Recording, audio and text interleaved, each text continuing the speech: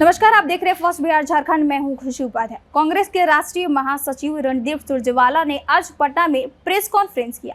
इस press conference में BJP और नरेंद्र मोदी सरकार पर जमकर हमला बोला है।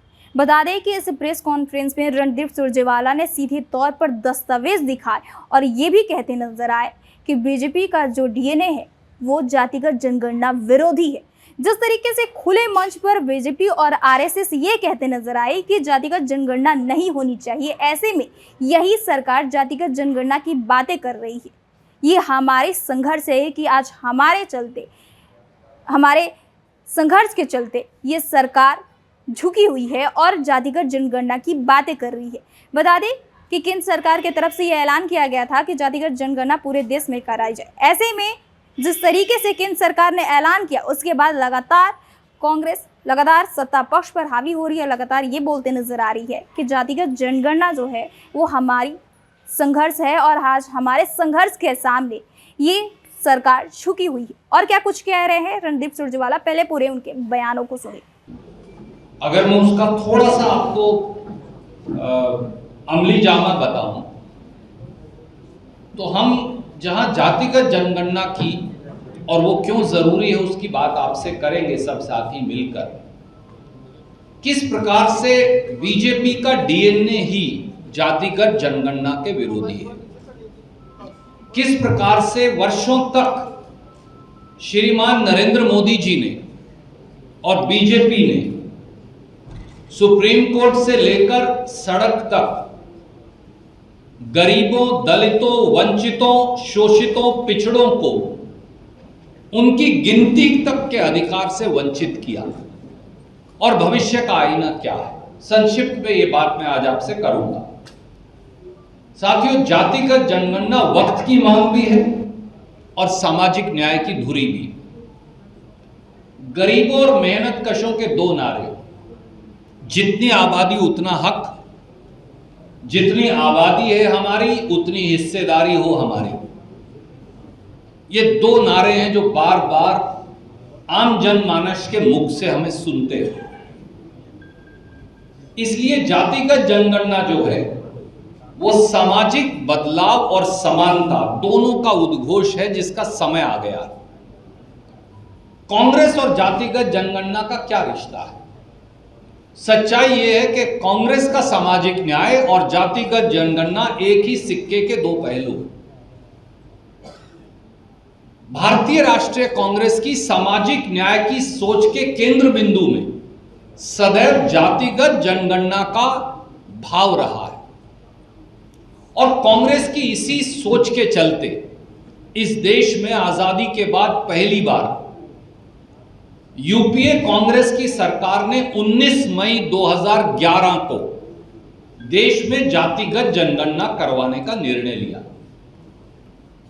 दो विभागों को जिम्मेवारी दी, डिपार्टमेंट ऑफ पॉवर्टी एलिविएशन और जो अर्बन डेवलपमेंट है, शहर और गांव की जातिगत जनगणना की।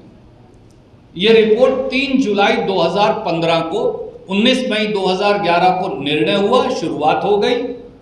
3 जुलाई 2015 को रिपोर्ट आ गई। परंतु एक षड्यंत्र के तहत प्रधानमंत्री मोदी और मोदी सरकार ने, और उसमें उनके सारे मित्र दल भी शामिल हैं जो यहां बड़ी बड़ी बातें करते हैं, बिहार में वो भी, उन्होंने एक षड्यंत्र के तहत जातिगत जनगणना की उस गिनती को, उन सब आंकड़ों को कूड़ेदान में डाल दिया। तब से आज तक अध्यक्ष जी कह रहे थे 2.5 वर्ष, अध्यक्ष जी मैं दुरुस्त करूंगा, ये 2011 में लड़ाई शुरू हुई, 25 में आ गए। ये लड़ाई 15 साल से चल रही है और 11 साल से श्री राहुल गांधी इसे एक मिशन बनाकर अपने जीवन का इस जातिगत जनगणना की लड़ाई और संघर्ष को लड़ रहे हैं।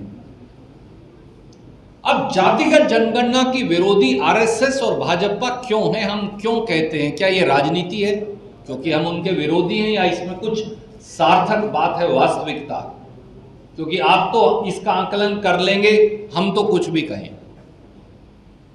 भाजपा और आरएसएस दोनों पहले दिन से जातिगत जनगणना के विरोधी हैं। क्यों? क्योंकि उनके डीएनए में दलित विरोध, आदिवासी विरोध, पिछड़ा विरोध, शोषित और गरीब विरोध है। इसलिए वो जातिगत जनगणना के विरोधी हैं।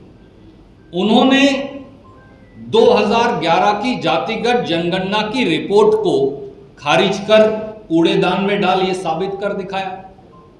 उन्होंने सार्वजनिक तौर से जातिगत जनगणना का विरोध किया।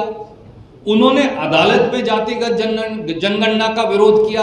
और अब जब कुछ नहीं बचा तो लाचार होकर वो गरीबों, दलितों, वंचितों, शोषितों, पिछड़ों, आदिवासियों की ड्योढ़ी पर उनको झुकना पड़ा। ये सच्चाई है। इसका क्या सबूत है? पहला सबूत, आरएसएस का जातिगत जनगणना विरोध। 2 तारीख नोट कर लीजिए, 23 मई 2010 और 6 जून 2010। आरएसएस में नागपुर से भैयाजी जोशी, जो सह कार्यवाहक हैं, उन्होंने बाकायदा बयान जारी किया और यह कहा कि राष्ट्रीय स्वयंसेवक संघ जनगणना में जाति गिनने के विरुद्ध है। ये 2 तारीख इसलिए नोट करिए। तो मैं आपको भेज रहा हूं ये सारे कागजात। इसलिए ये वो बयान है जो उन्होंने जून 2010 में आरएसएस के मुखपत्र ऑर्गेनाइजर में छापा था। और कोई कहे कि भाई ऑर्गेनाइजर में ही छाप दिया तो कोई दिक्कत नहीं, इंडिया टुडे और वहां नागपुर के सब जो अखबार हैं उसमें भी छापा। मैं उन दोनों की प्रतिलिपि आपको भेज रहा हूं। तो ये तो है आरएसएस और जातिगत जनगणना की बात हो गई। तो आपने जिस तरीके से सुना, साफ तौर पर उन्होंने बीजेपी और नरेंद्र मोदी सरकार पर जमकर हमला बोला है और ये भी कहते नजर आए कि इनके डीएनए में जातिगत जनगणना विरोधी है। कई खुले मन से तो ये लगातार जातिगत जनगणना की बात कहते नजर आए कि ये जातिगत जनगणना नहीं होनी चाहिए और आज यही सरकार जातिगत जनगणना की बातें कर रही है। विपक्ष की तरफ से लगातार सत्ता पक्ष में हमलावर हो रही है। ऐसे में क्रेडिट की बातें यहाँ पर चल रही है कि जातिगत जनगणना हमारी संघर्ष है। बहरहाल इस खबर में इतना ही। हमारे साथ बने रहिए और देखते रहिए first Bihar Jharkhand. Panorama group, जो सोचता है वो करता है। आपके अपने सपनों का आशियाना। ये लो, मुंह मीठा करो। आज मैंने अपना जॉब छोड़ दिया। अब हम पूर्णिया वापस जाएंगे। जॉब छोड़ दिया है? मतलब ये घर कैसे चलेगा? हम करेंगे क्या? और माँ बाबूजी क्या बोलेंगे? इसलिए मैं एक और मिठाई का डब्बा लाया। अपने बिजनेस के लिए लोन अप्रूव हो गया। अरे लोन अप्रूव हो गया वो तो ठीक है, लेकिन पूर्णिया में हम रहेंगे कहाँ? अपना घर भी तो नहीं है वहां। इसलिए तो एक और मिठाई का डब्बा अलग से लाया हूं। हमने पूर्णिया में घर ले लिया है, पूर्णिया के ई होम्स पैनोरमा में। पूर्णिया में पैनोरमा ग्रुप लेकर आए हैं ई होम्स पैनोरमा। बड़ा घर, आलीशान जिंदगी और अत्याधुनिक सुविधाओं के संग। अरे अरे, अब क्यों मुंह मीठा करवा रही हो? क्योंकि हम घर वापसी जो कर रहे हैं। घर वापसी की खुशी पूर्णिया में ई होम्स पैनोरमा के संग। ई Homes Panorama, luxurious lifestyle redefined.